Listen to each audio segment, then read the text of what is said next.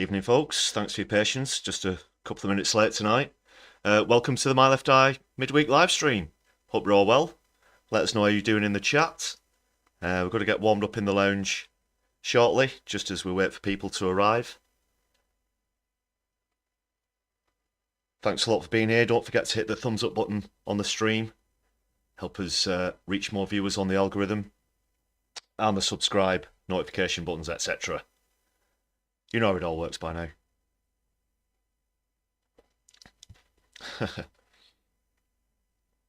Okay, actually, quickly, just to explain as well, you need to subscribe. It's posted in the chat, so if you're not subscribed already, just hit the button. 60 seconds later, you can join everyone else in the chat.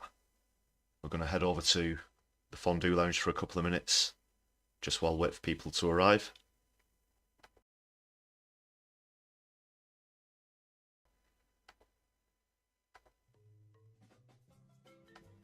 Okay. Hope the catchy music's not too loud this week. Thanks a lot for being here. JC, great to see you. And SJD, great to see you too.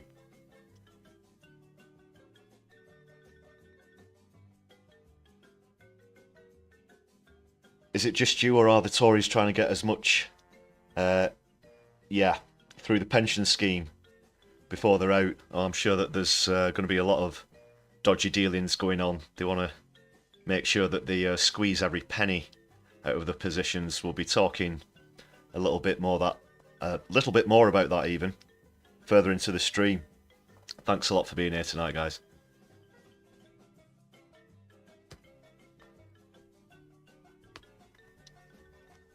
There's been more news of MPs quitting. We're going to be talking about that. Going to be touching on this Paul Mason fiasco. Did do a video about that today. Had lots of comments on that as well. So if you're listening and you've watched that video and commented, thanks a lot for your contributions as well. So we're just going to touch on that. Obviously, I've already done a video about it just to raise one or two finer points, including things that people have commented on. So again, thanks a lot for your comments and for your support on the channel. You can see that we've got a couple of members here already. H. Lukill, how you doing? Very welcome to the stream. What else are we going to be talking about tonight? So there's been some updates on the ceasefire talks in Gaza. Obviously the aftermath of this UN ceasefire vote. So a little bit more about that as well.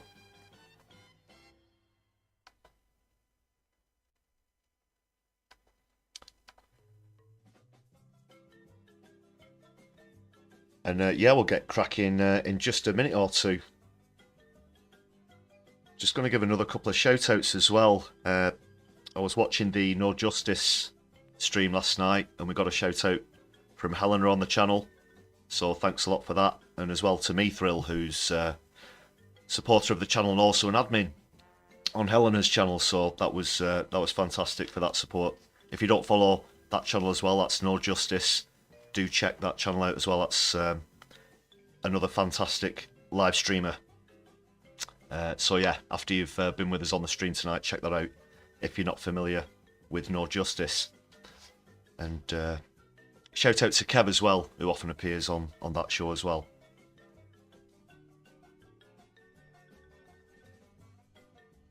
And we picked up quite a few new subscribers this week. So if you're new to the channel, you're very welcome here.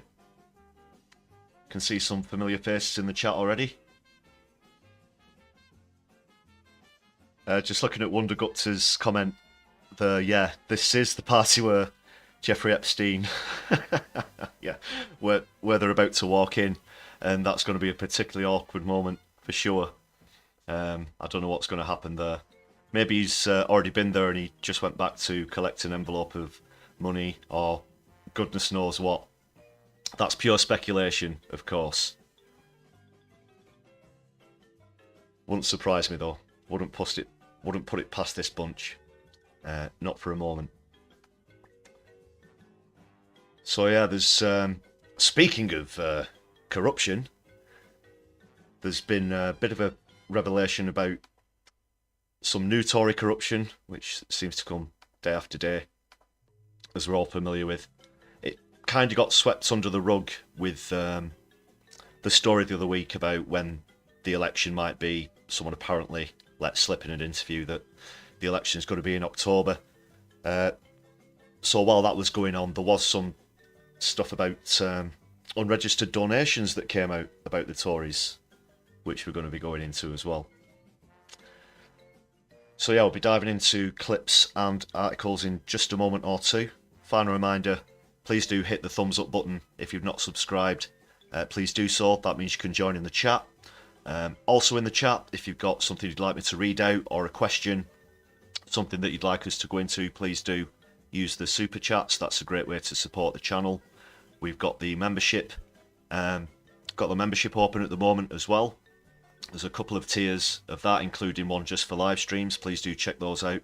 That's a great way to support the channel as well. And you can gift memberships to other users also. That's a great way of just sharing the love and solidarity here on the My Left Eye live stream. Thanks a lot. And if you're watching on a replay, please consider hitting super thanks or following the links in the description for our Buy Me a Coffee page for just the price of a hot tasty beverage. Sometimes the caffeine has to keep flowing during long night editing sessions, so yeah, definitely. Right, I think we'll crack on. Thanks a lot for your messages in the chat. I'll do my best to keep my eye on the chat. I will read out any super thanks that appear and try to keep up with the rest as I'm monitoring the broadcast software, etc. I don't have any moderators at the moment, so I will do my best to keep up with the chat. If there's any problems with the sound levels or anything, please do let me know. Okay, Keith, that's enough party time for now. Where we're into first. Okay, so yeah, these recent and including former MPs that have quit.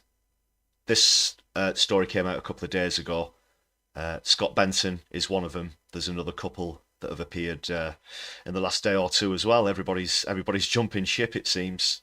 They really can't wait for the they're really not ready to face the onslaught that's coming at the next election. So Scott Benson, he's a former Conservative MP. He was going to be standing as an independent in Blackpool South. He's one of them. I'm not going to go through the full article, just skim a few sentences or paragraphs here and there. So he's jumped before he was pushed. It says there he was facing a local vote on whether to remove him following the imposition of a Commons ban in the wake of a lobbying scandal. Well, lobbying. Yeah, there's going to be plenty of talk about lobbying tonight on the stream as well, especially after that Paul Mason recording that was released yesterday. We'll be going into that a bit later. But of course that issue of lobbying does come into that as well. So yeah, they had until the 22nd of April to decide whether to sack him as their MP, but he's pretty much just given up the ghost. He's one of them who won't be sitting at the next election.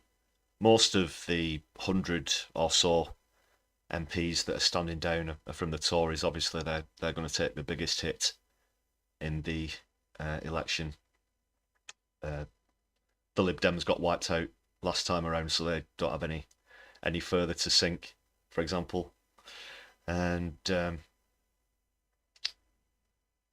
so they're going to set up the by-election on Tuesday, and well, that was yesterday, so that's before the Parliament's Easter break. Yeah, and just about that very quickly, that's why there was no PMQs as advertised earlier on today. It's normally a weekly feature of ours. It had passed my mind that the Easter recess was coming up, so apologies to anyone who did actually show up to that earlier today. But in a couple of weeks' time, that'll be back again. 11:45 on Wednesdays, we do a almost live commentary and analysis with the Stop the Boats game as well. See if you can guess how many times Rishi Sunak will say stop the boats and get yourself a shout out on the channel. Anyway, I'm going to move away from that plug and just quickly back to the article. So we only had a slim majority. It says 3,690. I'm sure we'll see majorities bigger than that going at the next election. Quite a few seats to look out for So yeah, that just confirms he was going to sit as an independent MP. I won't dwell on this for too long. So that's just one example. These are the other two recent ones. I hope you can all see that okay. Just one moment. Yeah, there we go. Robert Halfon and James Heapy. So now there's going to be a mini reshuffle because we've got ministerial positions. So Robert Halfon announced he was resigning as Education Minister, while James Heapy should say, followed through on a previous promise to step down as Armed Forces Minister. So that one's no surprise.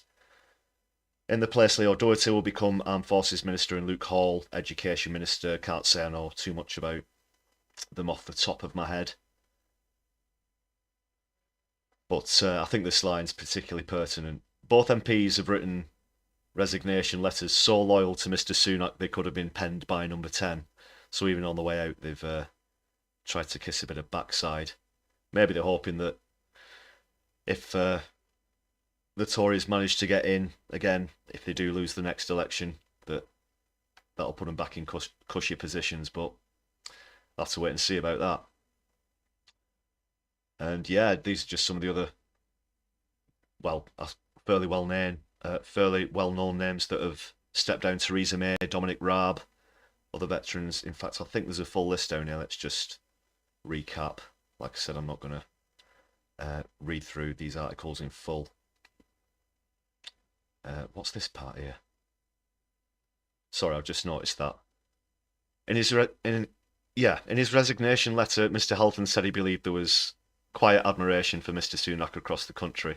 He also quoted from one of his favourite novels, J.R. Tolkien's Lord of the Rings, in his resignation thread, saying he believed the words perfectly capture my feelings as I move on to my next journey in life. This is just out of morbid curiosity. I'm with you at present, but soon I shall not be. I am not coming to the Shire. My time is over.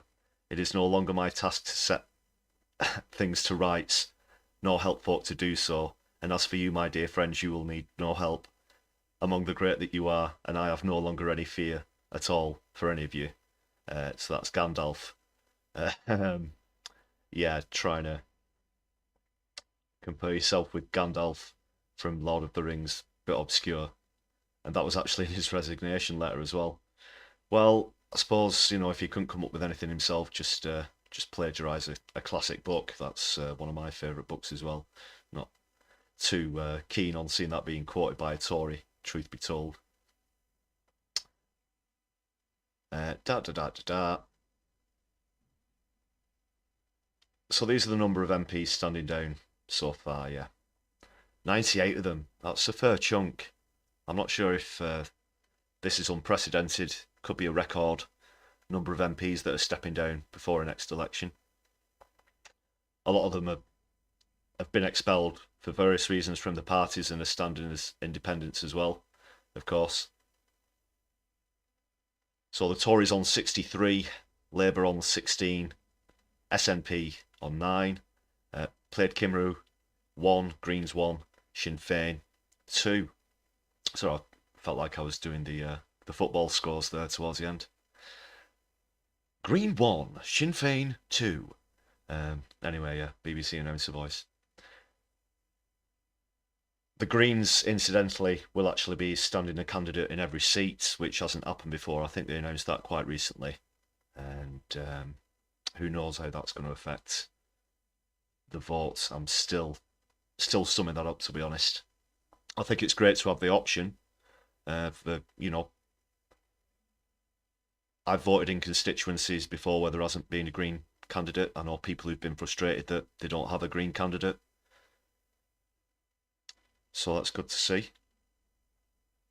And just a quick word about the independents there. That also includes Matt Hancock, who I'm sure needs no prior introduction. Yeah, not got a great amount of love for him, of course. Less said about him, the better. But that's good to see that it looks as though his political career, at least, has come to a conclusion. And Crispin Blunt, for example, is another one there. So they're all jumping ship, yeah. But which way the vote's going to go? That's the main question. Are there going to be more seats like Rochdale? Are there going to be more wins for smaller grassroots parties and socialist independents? That's what I'm hoping. I've got a couple of more articles pulled up just on different topics. I'll get onto those very shortly. But let us know what you think about these. I'll just quickly come over and try and check out some of your comments. Thanks a lot for posting as well, everybody. If you do have a question, don't forget to post in the super chats. So yeah, oh, Mithril's here. Welcome to the chat. Yeah, I was just singing your praises before. Thanks a lot for the shout out on No Justice's stream yesterday. That was very kind of you. And yeah, don't forget, guys, to check out No Justice. Great live stream, a great channel, and content creator on both YouTube and Twitch. So please do check out Helena's channel. Great stuff. Yeah, that was great to be there last night, and you're very welcome here, Mithril. Great to see you again. Sorry, just quickly reading through a few more comments. AC, welcome to the chat. First time the algorithms recommended the channel. You're very welcome here. You like the Paul Mason video? Yeah, the response to that's been great. Thanks a lot for being here. Says you're about 15 minutes behind, but you're very welcome here this evening. Right, I'll get over to just quickly touch on the Julian Assange case shortly. I'll just quickly go through this very short article to get this out of the way. Oh, it's ads. Pardon me. So this is the story I mentioned that sort of flew under the radar, got swept under the carpet whilst the debate was going on over when the election's going to be later this year. So the Tories have been fined £10,750, very obscure amount there, by the Electoral Commission for not accurately reporting cash donations. There's just a few paragraphs, I may as well just read through. So the Conservative Party fined £10,750 for failing to accurately report non-cash donations worth more than £200,000, which is something I'm going to come back to just when I've finished reading. The donations related to an employee who had been seconded to the party by a donor. So they trade in, you know, I hope this isn't an undercover slave trade operation going on, he says, tongue-in-cheek. But instead of making a cash donation, they've given an employee, who I'm assuming, what is that, their salary, £200,000? If so, that's a lot. And what is their position, and what do they do? So the quote just says, the party underreported non-cash donations in the form of an employee seconded to the party by a donor between April 2020 to December 2023. The non-cash donations were underreported by more than 200k when the seconded employee went from part-time to full-time work at the party. Oh, so that briefly explains that. The party also reported late a single non-cash donation relating to the same seconded employee in December 2023. Louise Edwards, Director of Regulation and Digital Transformation at the Commission, said, our investigation into the Conservative and Unionist Party found a number of donations inaccurately reported or reported late. The political finance laws we enforce are there to ensure transparency in how parties are funded and to increase public confidence in our systems, which important donations are fully and clearly reported. Yeah, obviously. Obs. Where we find offences, we carefully consider the circumstances before deciding whether to impose a sanction. We take into account a range of factors before making our final decision, including proportionality. But why £10,750 if the donation's worth £200,000? So they've more or less gotten away with almost 190 grand there. Bear with me 1 second, just need to wet my whistle.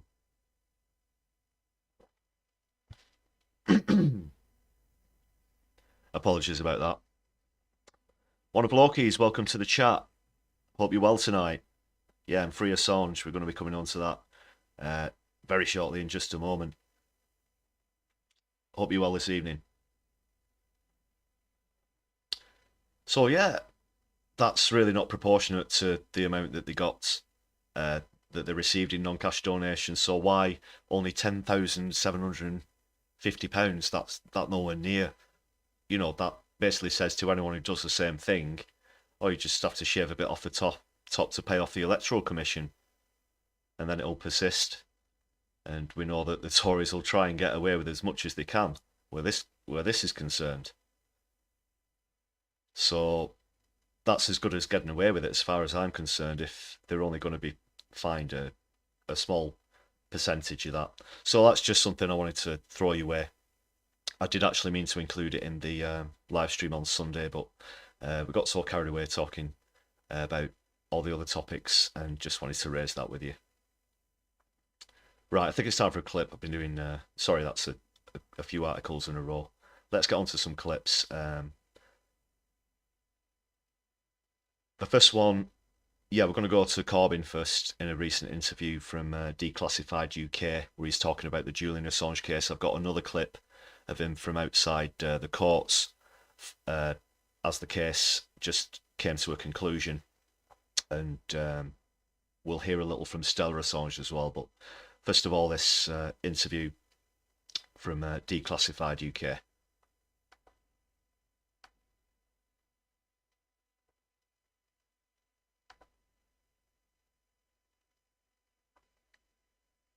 Julian Assange, what's his crime? What is his crime? Julian Assange managed to collect information on what the US was doing, US foreign policy was doing, its illegal activities, Afghanistan, Iraq, Guantanamo Bay, and much else. In the great traditions of a journalist who never reveals their sources. Very important. And he was pursued because of this, and as we know, eventually sought asylum in the Ecuadorian embassy, but was unable to get out of it. We then discover that all that time in the Ecuadorian embassy, there were the charges against him from Sweden, which were eventually dropped. And there was the surveillance of him by apparently an independent security company, but in reality it was working for the Americans. They were indeed. I'd just like to quickly come in there and point out that although there was some progress made with yesterday's decision by the court to ask the Americans to make assurances about Assange's treatment, etc., there were other things that Assange was asking for that were denied, and one of them was to admit that there were attempts to kidnap and kill him carried out by American agencies, the Central Intelligence Agency, for example, and that was denied. So it was kind of a mixed bag. Also worth pointing out, a lot of the messages in the comments on the video for this that we did yesterday have been very positive. There's been one or two people who actually criticised Corbyn for saying that he's only started to talk about Assange recently, and that previously saying that perhaps he should have done more. I'd love to know your thoughts about that, but as far as I know, he's been a great supporter of Julian Assange and a free press for a long time now. I've had the privilege of meeting Corbyn a few times, and on one of those occasions it was with Stella Assange herself, who was there obviously to campaign on behalf of Julian. So let us know what you think about that as well. Just carry on before I get too distracted with that. And he was initially welcomed by The Guardian, supported by The Guardian. The Guardian published all of his stuff and then dropped him, and have continued to drop him. And I have been on many of the demonstrations outside the courts in Britain over the last few months, while he's been his case has been brought up again and again and again about removal to the USA or not. And there's huge numbers of media there from all over the world. One day I did interviews for about 15 broadcast medias all over the world. Where were the British? None. Not one. Apart from social media. Not one. So what is it about the British media that they cannot bring themselves to the biggest story about freedom to know in the world today on their very doorstep? They could walk from their offices to the High Court and get the story. No. And it says everything about the supine nature of the mainstream media in Britain.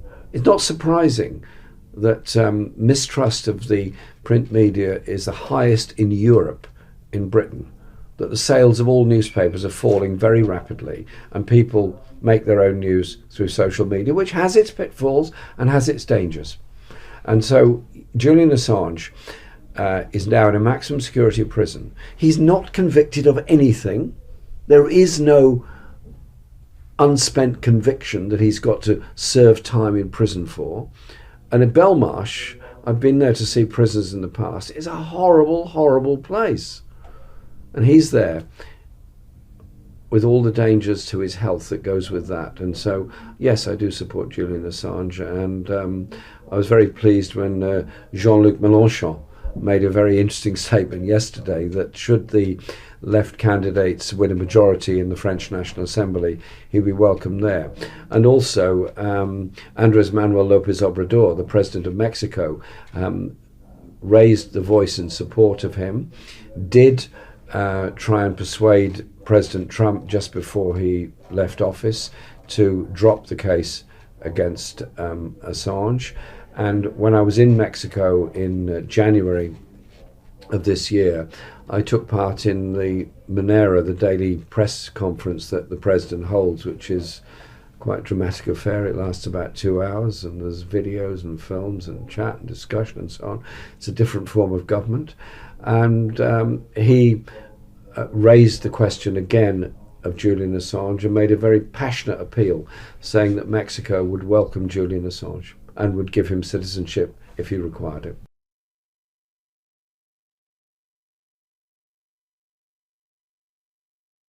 Yeah, we'll keep you up to speed with that case. Obviously, still waiting for the Americans to reply to those concessions that the UK High Court has asked for this week. And again, as people have pointed out in the comments as well for the video that we did, who's to say if the Americans would stick to the promise even if such assurances are made? I know that a lot of people are very worried that even if Assange only gets the 4 to 6 years in prison, which the US prosecutors are saying is most likely at the moment, who's to say how he'd be treated? A lot of people are fearful for his life. He's lost a lot of weight recently. He's been malnourished. Obviously, his supporters and his wife Stella are greatly concerned about that. Would that continue or even get worse if he was extradited to America, even if those assurances are made? Who's to say? Who's to say? Would you really put things like that past the US? Not sure if I would. And you're right there, Mithril, in the comments that it could be that the British media are concerned with maintaining the status quo. Unfortunately, they're not even looking after their own in this case in terms of the press. As Corbyn said there, it's no wonder that with the Murdoch press, etc., that we have in this country, that it's one of the least trusted in Europe. 4 people own 80% of the print media. That is the aforementioned Murdoch, the Barclay brothers, and Lord Rothermere, of course, and that's a very large amount of influence to be had by just 4 people.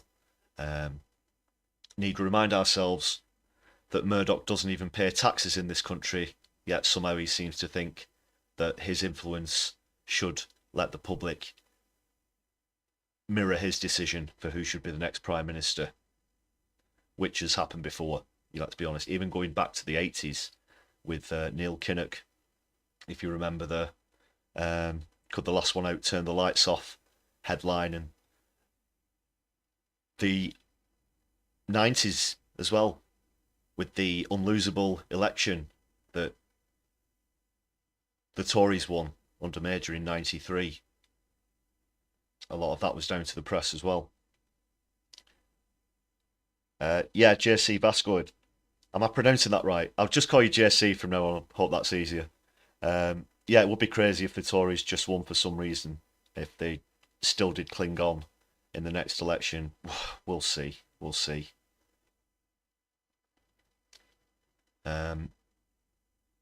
Yeah, so let's hear from Stella Assange herself now. Actually, I've got another recording of Jeremy Corbyn, which I'll save for later in the stream as well. I know you all like a bit of Corbyn, but I'll try and spread it out through the stream. Let's hear from Stella Assange.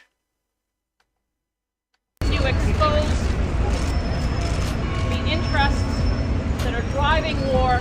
They will come after you. They will put you in prison and they will try to kill you. She's very open about how they believe that people have been trying to kill Julian Assange in prison,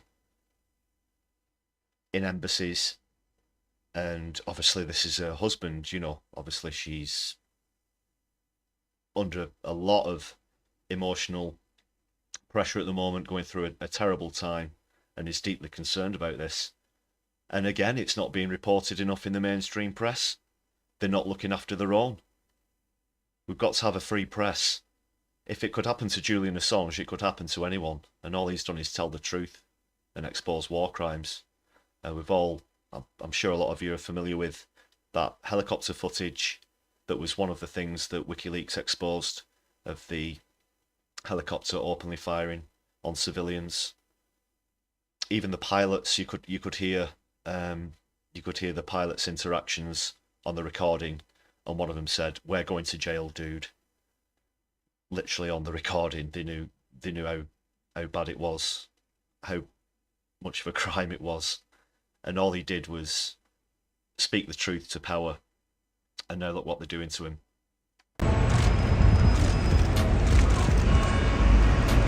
Julian is just a few days away from the 5th anniversary of his arrest and imprisonment in Belmarsh prison. He has been in Belmarsh for 5 years without conviction, and the charges against him are to punish him for publishing the truth. Yeah, they jumped up to effing high heaven, as far as I'm concerned. These charges, he's been silenced, and that's it. And these are very powerful people who he's taking on, very powerful people. The industrial war complex reaches very far internationally, and journalists out there are the same. Just very briefly, the same thing with suppression of the truth is happening in Gaza as well now, with journalists being deliberately targeted. One thing I've noticed recently as well, just very quickly in relation to that, the last few times I've watched the news where there's live interviews with correspondents, have you noticed how the old press vests have gone? None of them are wearing them anymore, because that's a target on the back now. It used to be something that kept them safe, and now it makes them stand out more than other targets because they don't like the truth to be told. And it's the same as during the Iraq War as well. Publishing evidence of the war crimes committed by the country that is trying to extradite him. Now, the UK courts have invited the United States to issue assurances. The Biden administration should not issue assurances. They should drop this shameful case that should never have been dropped. Julian should never have been imprisoned for a single day. This is a shame on every democracy. Julian is a political prisoner. He is a publisher, and he is being published for expressing his political opinion, for expressing freedom of the press in its purest form. Free Free Julian. Yeah, of course. Free Assange. Absolutely. I've seen Stella Assange on campaign a few times, always impassioned, and you know, how much of a closer source could you want for the truth? This is Julian's own wife, who, apart from the circumstances, I've had the pleasure of meeting a few times, as I said, and her struggle, as well as Julian's, continues to go on. He's been in Belmarsh for 5 years. Like Corbyn was saying, that's, you know, no five-star hotel by any means, by any short straw. I'll quickly get on to Gaza. Excuse me, very dry throat tonight.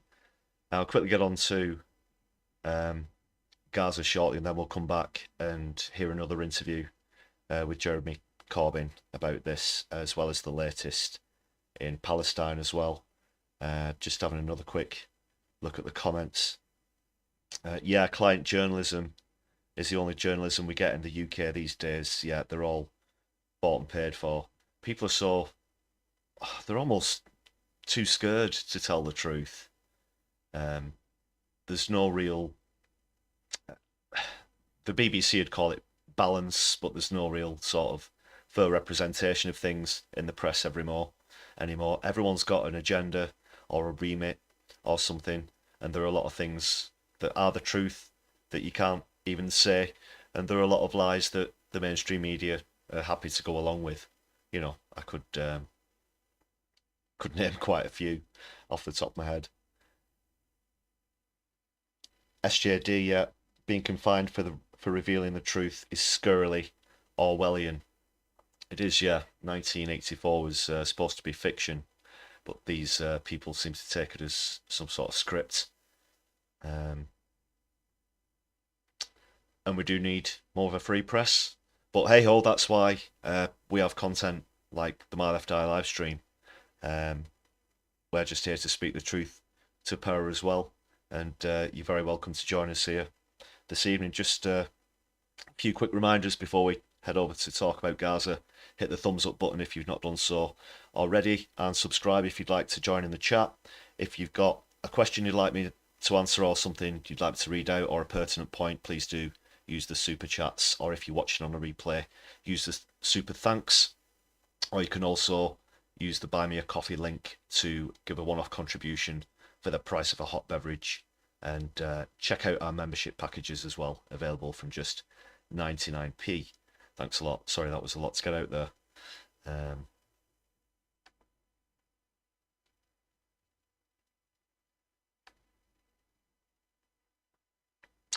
Yeah, we'll go over the latest on the ceasefire talks quickly. Obviously, there was the UN resolution passing recently, although it's speculative, should we say, whether Israel are going to stick to the decision. No, of course they're not going to stick to the decision. They've said so themselves, that they're going to attack Rafah, and unfortunately we've seen in the last day or two since that resolution passed, the attacks have been continuing and ongoing, which we're going to touch on shortly now. Mithril, very kind of you. Thanks a lot for the 5 gifted memberships. Hope you all enjoy those perks. There's some static emojis in the chat if you'd like to reap the benefits of membership immediately. Thanks again, Mithril. Thanks for your continued support. And yeah, enjoy those perks.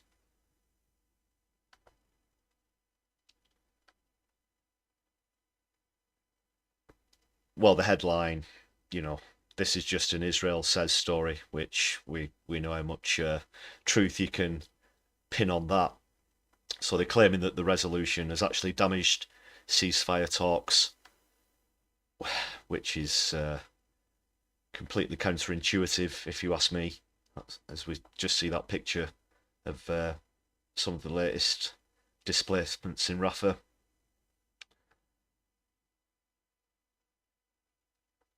And Netanyahu is saying that Israel would not surrender to what it called Palestinian army groups' delusional demands.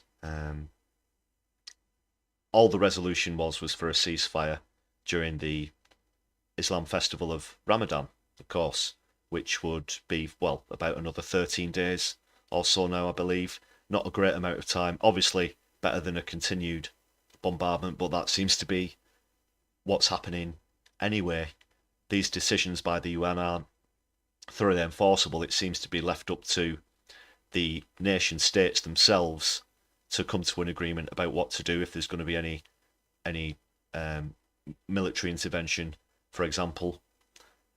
But they could threaten them with sanctions. Is one thing that they could do. A lot of countries have already placed sanctions and ceased to trade with Israel as well. But as you can see from this US response, they called it inaccurate in almost every respect.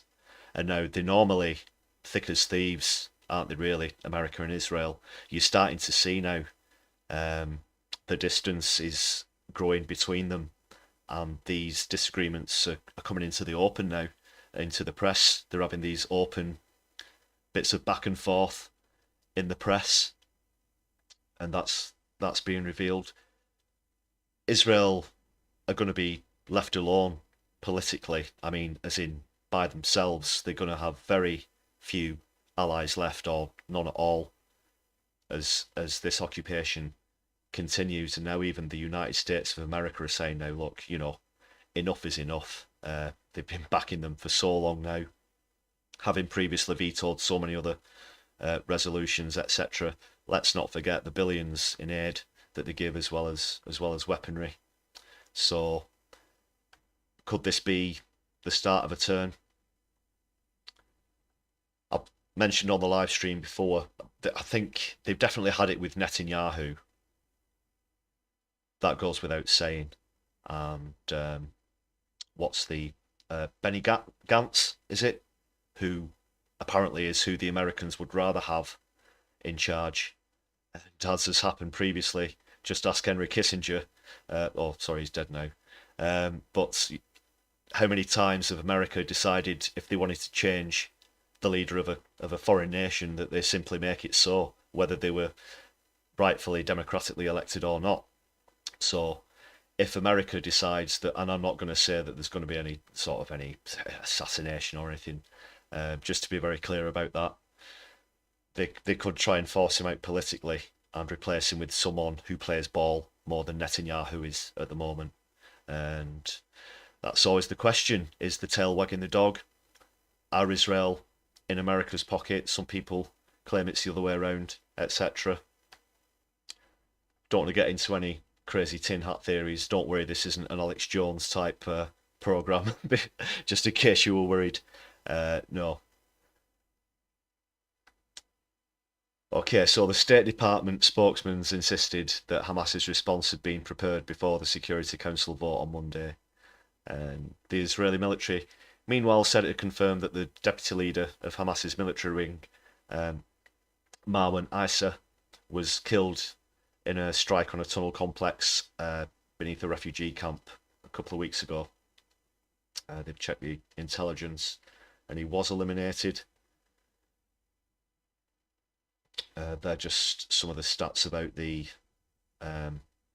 death toll so far, which unfortunately we're all familiar with, I'm sure. 32,000.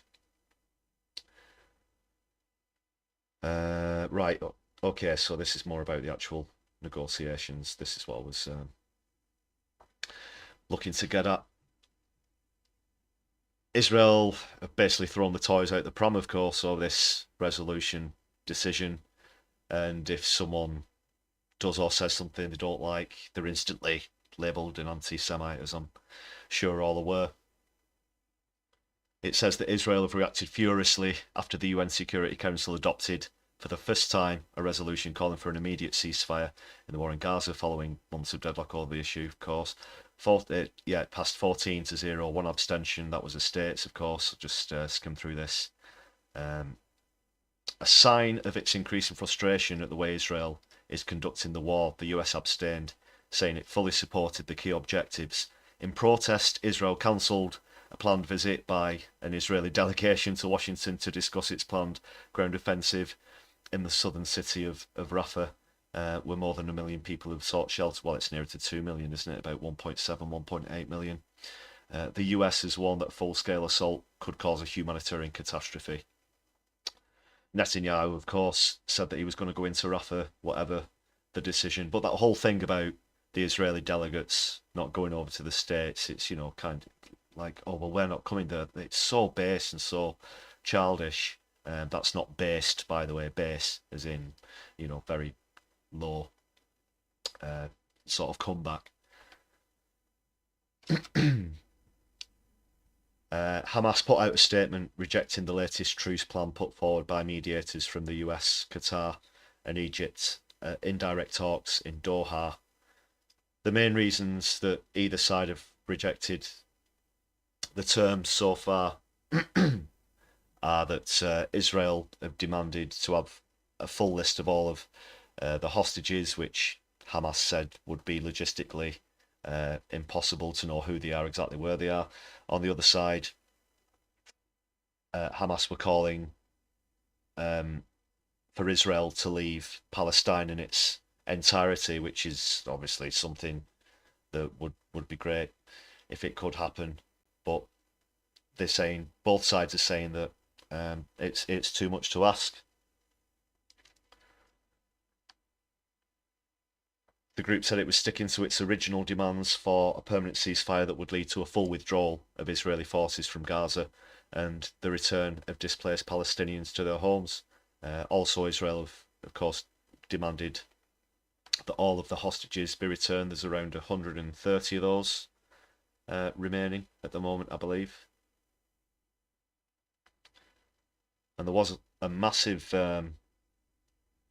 protest in Tel Aviv as well over this, which included several arrests as well. That was something I was looking at earlier, where Israeli citizens were being arrested at this protest in Tel Aviv. People have been calling for Netanyahu to step down for quite a while now, both over how, well, he promised them security, and then there was obviously the surprise attack by Hamas, but also how his lack of negotiation skills, shall we say, have drawn this out and mean that the hostages still haven't been released. So that's the main thing that they're protesting against. Even the Israelis have had enough of Netanyahu at this point, let alone the states. Yeah. Okay, guys. Yeah, so I was just checking a couple of stats on the studio. So Ismail Haniyeh, who's Hamas's political leader, said during a visit to Iran, which arms and funds the group, that the resolution showed Israel was experiencing unprecedented political isolation. And I have to say, I think that's right. Their allies grow fewer and fewer. Our allies grow thin. That's another Lord of the Rings quote, isn't it? Believe we had one earlier from the Tory in his resignation letter. Our allies grow thin. The latest deal rejected by Hamas reportedly proposed a 6-week pause in the fighting and the release of 40 hostages still being held by Hamas in exchange for as many as 800 Palestinian prisoners. That's a number that perhaps is underreported in the press as well, the number of people who've been imprisoned in Israel without trial or charges. Just a little more on the latest talks. This is about the airdrops. I won't play this video. I'm not too sure how graphic that'll be. But it describes that 12 people drowned when they went in the sea to retrieve food packages. That's just how bad the famine situation is. 6 others were trampled to death in stampedes when other aid packages landed on the ground. Yeah, there were actually people who got crushed by the packages as they were coming down as well. This is a totally I'm not going to play the video just to look at the thumbnail to point out this is a totally inefficient way of getting aid through. There are hundreds of trucks waiting to get through with all kinds of humanitarian aid, medicine, clean water, you name it, and it's stuck there. They just have to build temporary roads, get them all through. But of course, any Israeli spokesperson will still tell you that that's actually happening.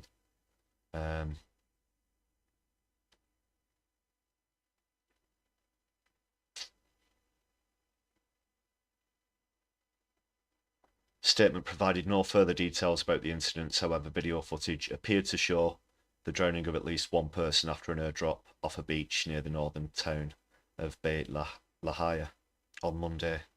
Yeah, I shan't play that vid just in case. I want to stick within YouTube T's and C's, obviously.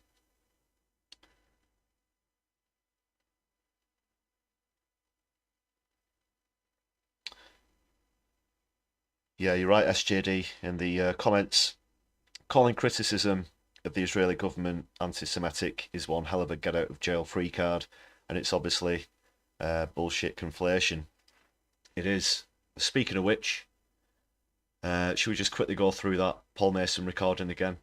I know that a few of you will have seen that video we put out already. But we'll just quickly move on to that, yeah, now you mention it.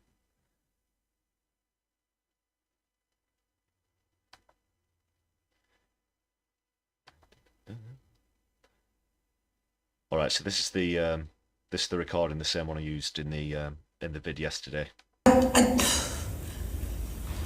I can't believe that there hasn't been any mention here of the Labour files, like, you know, the way that Jeremy Corbyn was outed and obliterated through the media because of Keir Starmer and his Israeli sponsors, and the fact that so many in the Labour Party are supported and funded by Israel. How can anyone even consider voting Labour? They don't stand for the people. The only hope that we have, and why I'm here supporting Emma, is because she's local.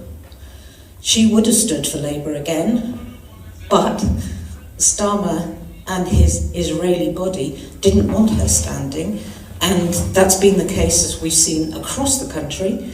And it means that Labour candidates in the ward aren't locals known to locals who don't understand the local situation and the issues that we've struggled through. She knows us. She's out there with us. She stood alongside us through the atrocity of Grenfell. She never gave up. When she was our MP at the time, she held meeting after meeting after meeting in the House of Commons and has constantly supported everyone. That's what we want. That's our hope, is local. So the more, as far as I'm concerned, the more independent candidates that stand, the better.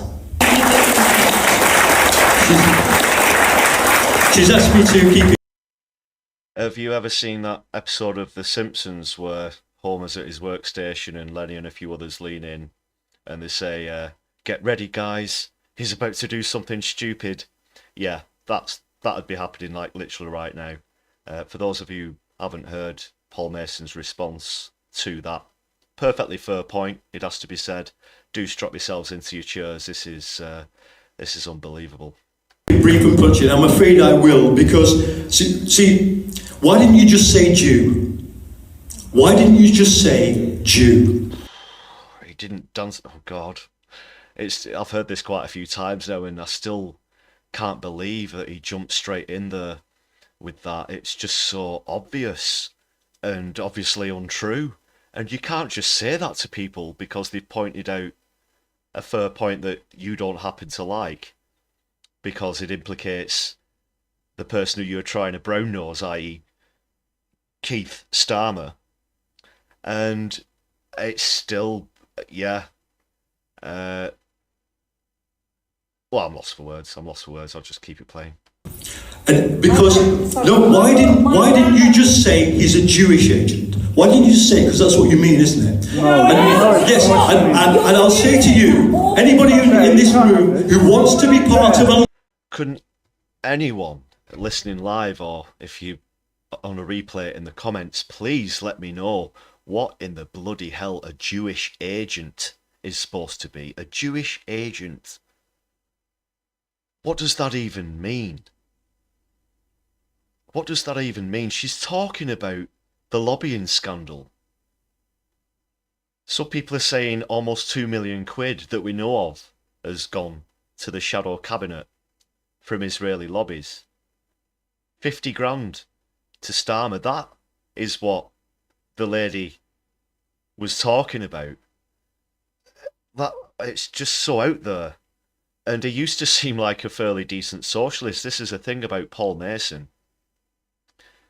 He was a regional news correspondent, and apparently, you know, he used to show support for Labour when it was socialist. And now this, and he somehow thinks he's some sort of leading expert in sociology. If you've ever had the displeasure to go on his Twitter feed, for example, you'll notice mainly what he says about himself in his bio is that he's writing a book, and he keeps trying to flog and shill this book. When he's responding to people in the comments, they'll ask him a question and he'll say, I answered that in such and such a book. He doesn't go into detail.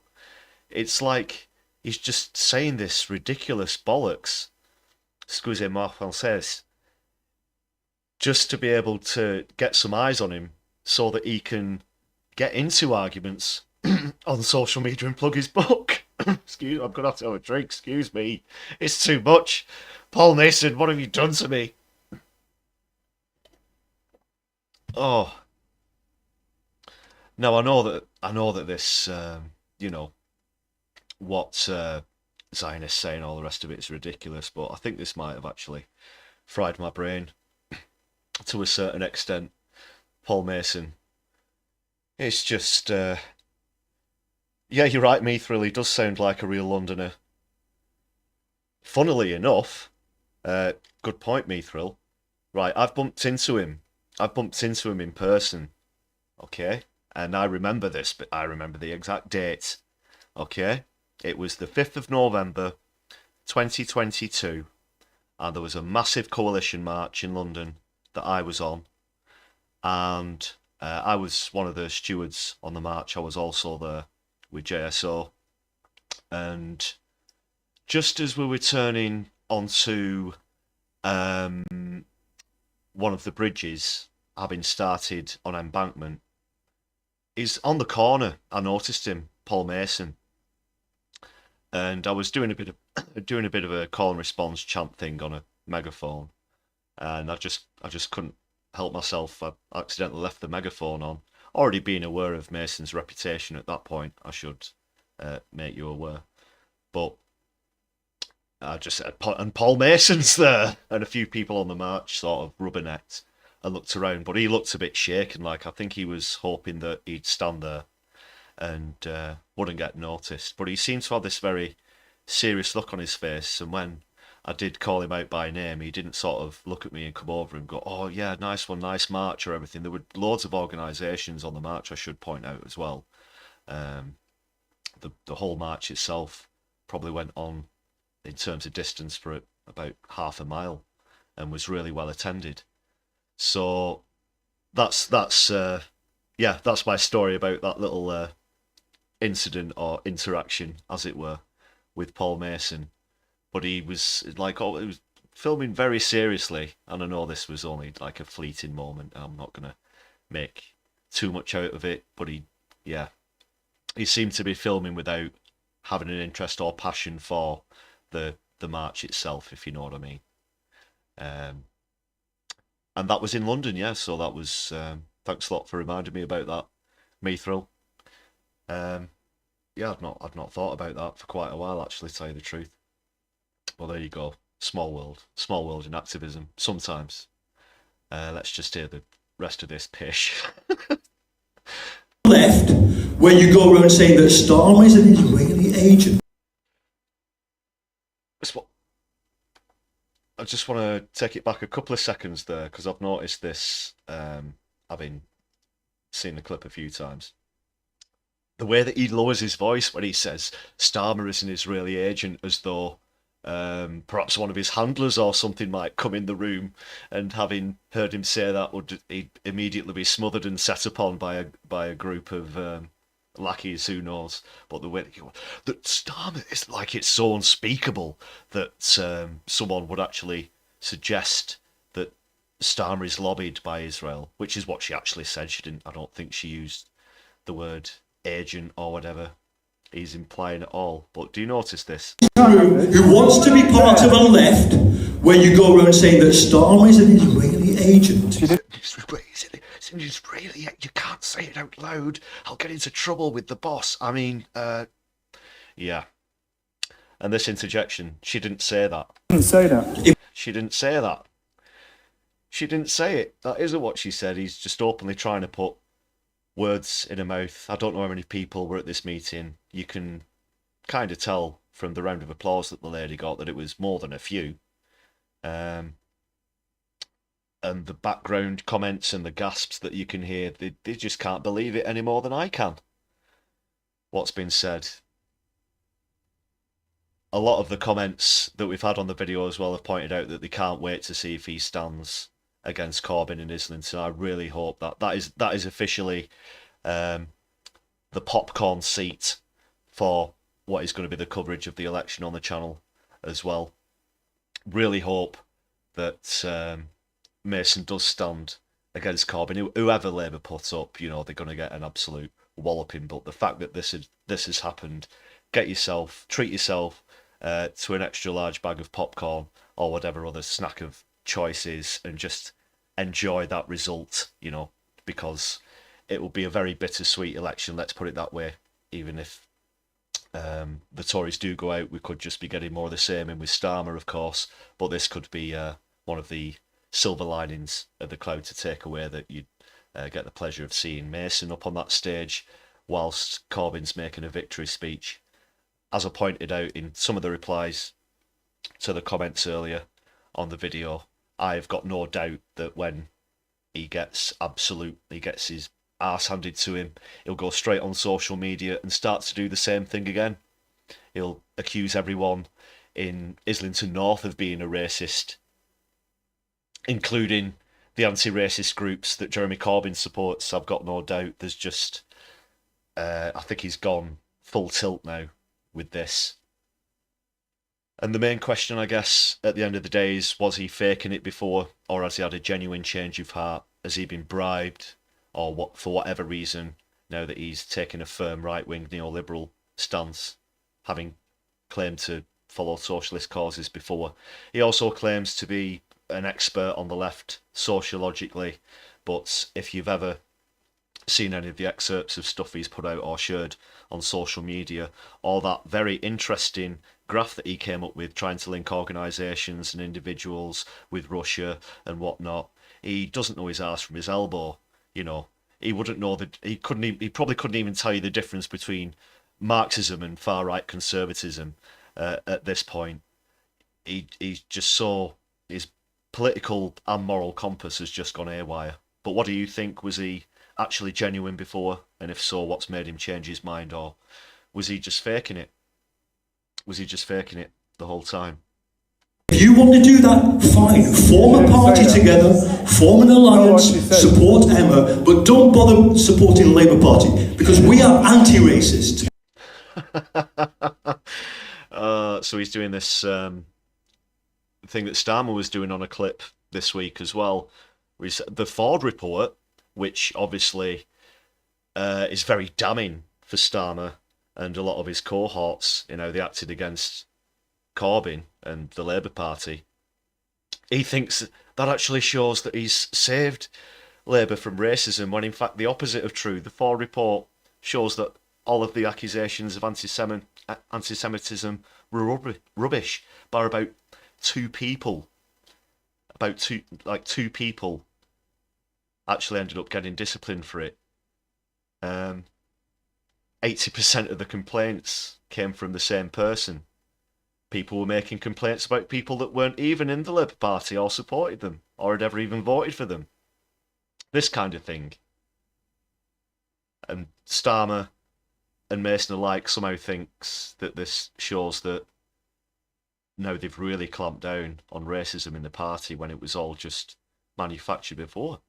And in fact, the racism that is happening in the Labour Party, we've seen anti-black and brown sentiments at the moment from the neoliberals, that they're not doing enough to stamp down on actual cases of racism, which is like the boy who cried wolf. It detracts from the actual horrible cases where you manufacture stuff and try to make things up. And also, I pointed this out in the video as well, more Jewish people have been purged under Starmer just for being anti-Zionist as well, more than ever before. Oh, need we go on? But if you've not checked out the Ford report, please do. If you've not ever seen Al Jazeera's Labour Files, that's a 2-part documentary that came out about 18 months ago, I think. Do check that out. That's very revealing as well. There's quite a lot in there. Too much for me to go through with a small aside on a YouTube live stream, that's for sure. Check it out in its entirety yourself, of course, after you've checked out some of our previous content. And of course, another quick shout out to No Justice's channel, and great thanks as well to Mithril for sharing our channel's content in the stream on the No Justice stream yesterday. So yeah, that's pretty much it for the clip. And if you've not watched our video on that, I do make some of the same points as well. Please do check that out as well. I'm going to pull up another clip. Sorry, I've not got it lined up, so bear with me while I just drop this into the broadcasting software. Yeah, we'll head over to Rachel Reeves' gaff just while I'm doing that.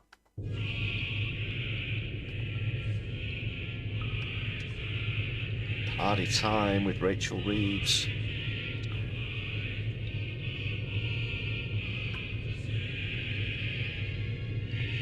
We're joined now by British MP, Right, okay. That's British Member of Parliament Jeremy Corbyn, who served as the leader of the Labour Party from 2015 to 2020. He's standing outside the High Court. We're joined now by British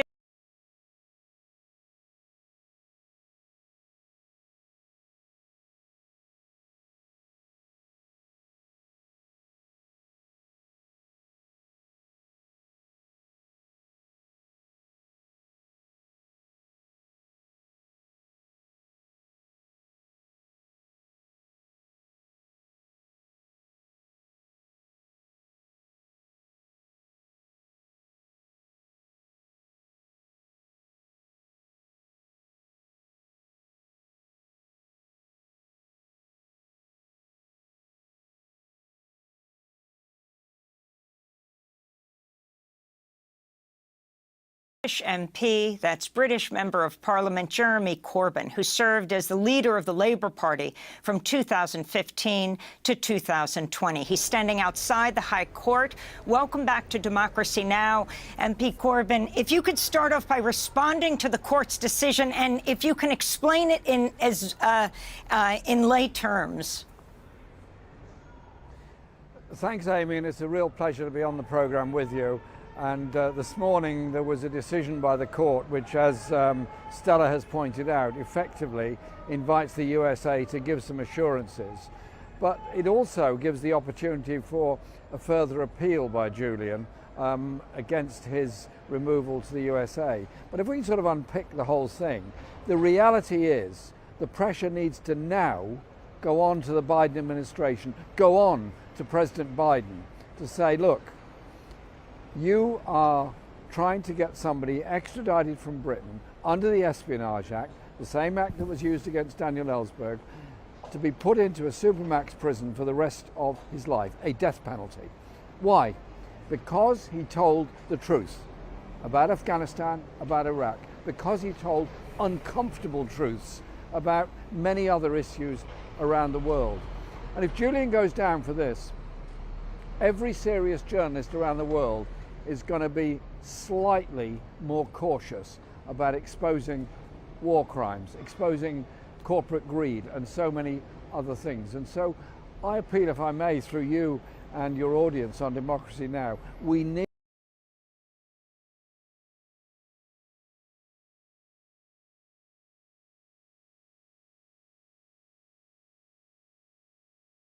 the maximum pressure all across the USA on the Biden administration, on the candidates in the forthcoming election, to say, drop the charges against Julian Assange.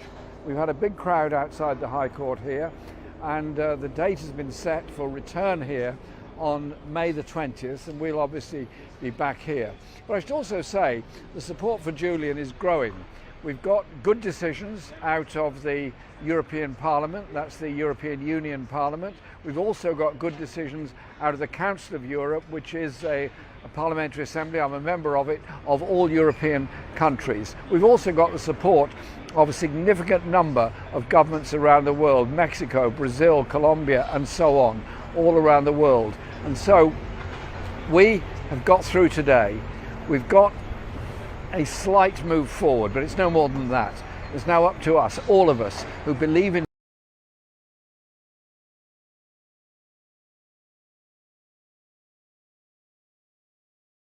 democracy, believe in freedom of speech, to put that pressure on the Biden administration, and in the case of Britain, on my own government here, where the Home Secretary ultimately has the right to decide whether or not an extradition goes ahead. Whatever the courts say, ultimately it's a political decision by the governments of the day. And there's a growing number of us in the UK Parliament that will continue putting that pressure on as well.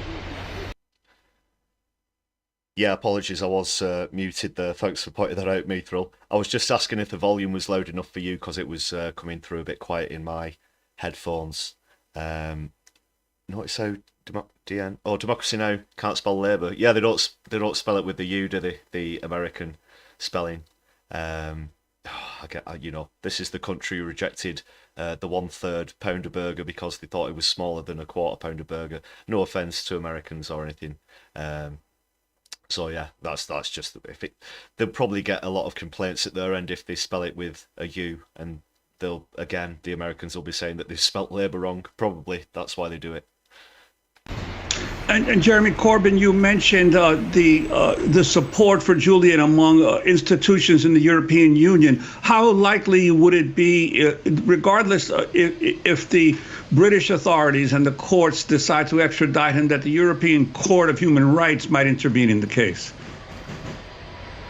The next stage would be to take the case to the European Court of Human Rights. The European Court of Human Rights is not a European Union institution. It's much older than that. It was founded in the post-war settlement when the European Convention on Human Rights was set up, and it is a court that meets in Strasbourg and has judges elected from every European country, and pretty well all of them except Russia and Belarus are in the European Council of Europe, and therefore in the European Court of Human Rights, and the case would go there under the Convention rights. And it's significant the numbers of members of the Council of Europe Parliamentary Assembly that have shown their support for Julian Assange. Now, obviously, that would be a political expression. This would be a judicial decision. But if it goes there, that would be, in my view, a good thing. But the much better option would be if President Biden recognised that within the terms of his job as President of the United States to defend the US Constitution, does the US Constitution not protect the right of free speech, the right? That's it, of course. Yeah, the First Amendment. That would go against people's First Amendment rights, but even Americans don't get their amendment rights, let alone Australian citizens, and that's possibly going to come into it as well. That's one of the assurances that the UK court asked for, of course, that he wouldn't be condemned or treated differently because he's an Australian non-US citizen also. But what good was the paper that it's written on if people's amendment rights in the US don't actually get carried out? Where's the justice? of assembly, the right to publish. That's really what it's about. And there have been some media reports that the Biden administration was considering a plea deal, which would end up with Julian pleading guilty to a lesser charge, but then not having to serve any time in prison. Your reaction to, do you think this is another fallback position that the Biden administration is considering? Well, it shows, if the Biden administration is even thinking about that, that shows they're having second thoughts about their decision to pursue the Espionage Act against Julian. Also like how they keep having to pop up his name and position there. As, you know, normally on TV in the UK, they'll just sort of show that for the first few seconds and hope that you've got, you know, more than a 10-second memory. But, yeah, they keep it up for quite a while there. I don't know. I guess there's nothing wrong with that. Just an observation. I don't know what negotiations have gone on or not gone on. What I do know is that Julian has suffered unbelievably in almost 5 years in a supermax prison in Britain, the most maximum security prison we've got in this country. The conditions there are pretty awful. And before that, he was 5 years almost in the Ecuadorian embassy. My principle is that he is being punished for publishing extremely uncomfortable truths about Abu Ghraib, about Afghanistan, and about much more else around the world. And he's an embarrassment to governments like those that have committed war crimes around the world. Well, surely all of us that believe in democracy should now be standing alongside Julian. Jeremy Corbyn, I know you just have a minute to go, and I wanted to switch gears for a moment, though I would assume if Julian Assange were out of prison and he were fully able to operate WikiLeaks, we'd be finding out a little more about Gaza. But I did want to ask you about Gaza and the UN Security Council resolution that Britain voted for, the U.S. abstained, calling for a temporary ceasefire during Ramadan. Your thoughts on the overall situation there, what Britain, what the U.S. Should be doing right now, and what you feel Israel should be doing? The situation in Gaza is obviously a global disgrace. 32,000 people dead on top of the 1,000 people that were killed on October the 7th. And eventually, the UN Security Council not being vetoed by the USA is a testament to the strength of all those that have demonstrated all over the world in support of the Palestinian people to demand a permanent full ceasefire. That happened yesterday. The British government eventually voted for the Ramadan ceasefire, which is good, which is a step forward, and that's only because of the sense of political pressure in Britain. We've had now 10 national demonstrations, and we've got another one on Saturday. We are an enormous growing force of people that want to see peace and want to see the withdrawal of Israeli troops, an end to the occupation, and justice for the Palestinian refugees. That's a good point in the chat, SJD. Tend to forget that Assange has been confined in fear for his life and without trial for over 10 years. Yeah, 10 years. They mentioned him being in Belmarsh, you know, for so long, but this has been a decade of his life lost simply for telling the truth. And Amy Goodman, who's conducted the interview, is perfectly right in saying that if Julian Assange was still free, we'd be finding out a lot more about the situation in Gaza than we are at the moment. He was an incredible journalist, Julian Assange, and some of the things he'd be revealing now would be truly shocking, I've no doubt. And Netanyahu is now in a difficult position because, in effect, he's been disowned by the rest of the world, and even the USA didn't veto the UN resolution yesterday. And so I do appeal to those good people in Israel that have always opposed the occupation and continue to oppose the war to keep up whatever pressure they can there. We need a ceasefire to save life. Listen, 32,000 dead, half of whom are children. famine, starvation, and as the weather warms up in Rafah, and I've been in Rafah, it's not a big place, it's going to be cholera because of the lack of sanitation. Children dying on the streets for lack of food, lack of water, lack of medicine, when a few kilometres away there's food, there's water, there's medicine in unlimited supplies. The agenda, I believe, of the Netanyahu administration is to force the Palestinian people of Gaza through the Rafah crossing into the Sinai and create another Gaza, and with that, another Nakba. It's time to stand with the Palestinian people, and at least we made some progress at the UN yesterday, but we've got to go a lot further and a lot faster to stop the bombardment, stop the killing, stop the bombing, and get the food and medicine in urgently to support the Palestinian people. Jeremy Corbyn, I want to thank you so much for being with us again. Member of the British Parliament, served as Labour Party leader from 2015 to 2020. And then got thrown under a bus by current leader of the opposition, Sir Keith Starmer, of course. Yeah, Democracy Now, the great source of news. Just quickly checking out the comments. Mithril, yeah, we again keep mentioning Lord of the Rings. Light as a feather, tough as dragon scales. You don't know enough about Assange as a person, but you've heard he's not particularly pleasant. I have heard one or two things about his character as well, but you know what he is doing is great, and you're saying you've got so much respect for what he did with WikiLeaks, of course. Yeah, massive amount of respect for that too. And most good investigative journalists aren't particularly nice. In fairness, they tend to be very hard-edged from dealing with complete bastards hiding things. Yeah, good point, SJD. Yeah, personality aside, I guess justice is justice at the end of the day. We should really have a free press. Thanks a lot for your comments as well today, everybody. And the response on some of our recent content's been fantastic as well. Just got one more tidbit for you before I start to bring things to a close. I'll just quickly remind everybody, please hit the thumbs up button if you've not done so already. Subscribe to the channel, notification bell, etc. If you'd like to consider supporting the channel through a membership, we've got a couple of great packages there, including one tailored just for live streams. They start from just 99p. To make an individual contribution, please do hit super thanks or go to our Buy Me a Coffee page. Links are in the description. Thanks a lot for all of your continued support. And we picked up some new members on tonight's live stream as well, so you're very welcome.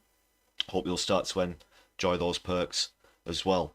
I've got just something to send us out on a high, as it were, to take us out. It's an older clip, but it's one that I came across again recently, and it made me laugh. We do touch on some pretty heavy topics on the My Left Eye live stream, so I do like to try and leave with a smile on our faces. Again, I've just got to quickly line this up. In fact, I'll just put it on YouTube and screen share there. So this is from Larry and Paul, who are brilliant parody journalists, as it were.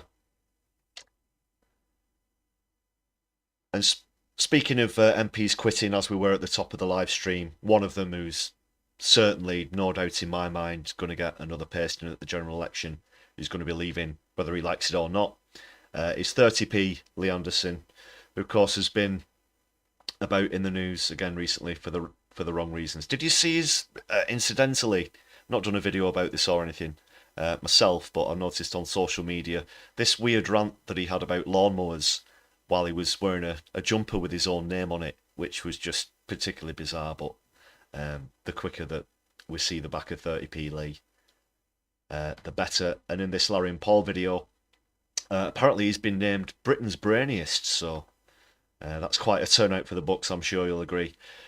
Anyway, guys, yeah, just a very quick final thank you to everyone for being here, and to anybody who's watching on a replay, do drop us a comment as well.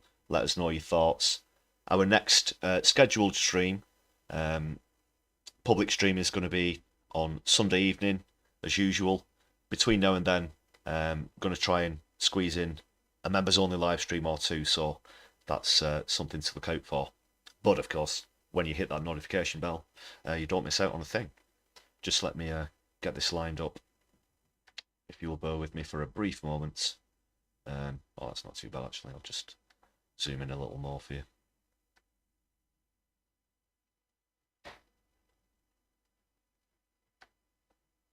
I've not got it on full screen. It does tend to buffer a bit, you see. So,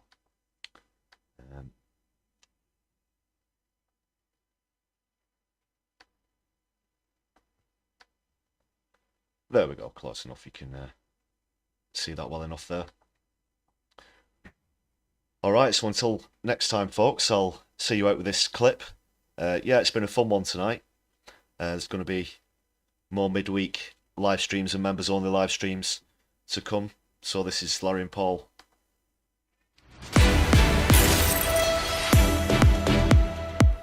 Welcome to Broken News. The Guinness Book of World Records has named Britain's cleverest person. And in what may come as a surprise to many, it's the outspoken MP, Lee Anderson. Our reporter has more. Known for his strident views on immigrants, travellers and the death penalty, Mr Anderson appears to be a bacon-faced mouth-breather with about as much going on behind the thick plating of his stupid skull as an old bag of cement gone hard. Yet, despite being so openly and stultifyingly dense that he could give lead a run for its money, Mr Anderson somehow wangled himself an 80 grand job as an MP by convincing people in one part of Nottinghamshire that he's one of them. A former coal miner who supported Arthur Scargill, Dennis Skinner and Tony Benn back in the 80s, Mr Anderson changed tack when he saw there was bare money to be made in fostering societal division and by calling everything in his life that he doesn't like woke gone mad. The 57-year-old oversized Subbuteo figurine and fridge-framed school bully once said he hated the idea of MPs taking second jobs. Then at the earliest opportunity took a 100 grand a year contract with GB News. He repeatedly backed losers in Tory leadership elections and says that human rights campaigners make him sick. Well, scientists say his actions show the equivalent intellectual reasoning of a special needs turkey that's just been on the sharp end of a frontal lobotomy.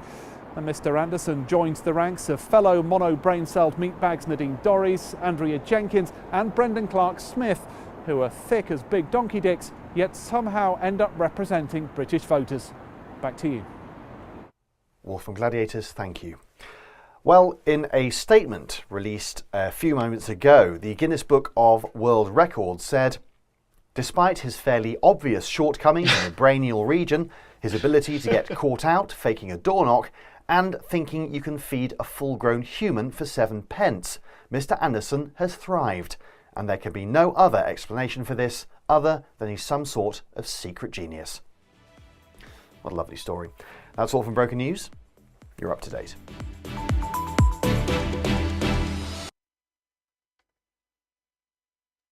Oh, yeah. Do give them a follow as well, if you don't already. Great stuff. Alright, just quickly back to the lounge. As we say good evening to everybody.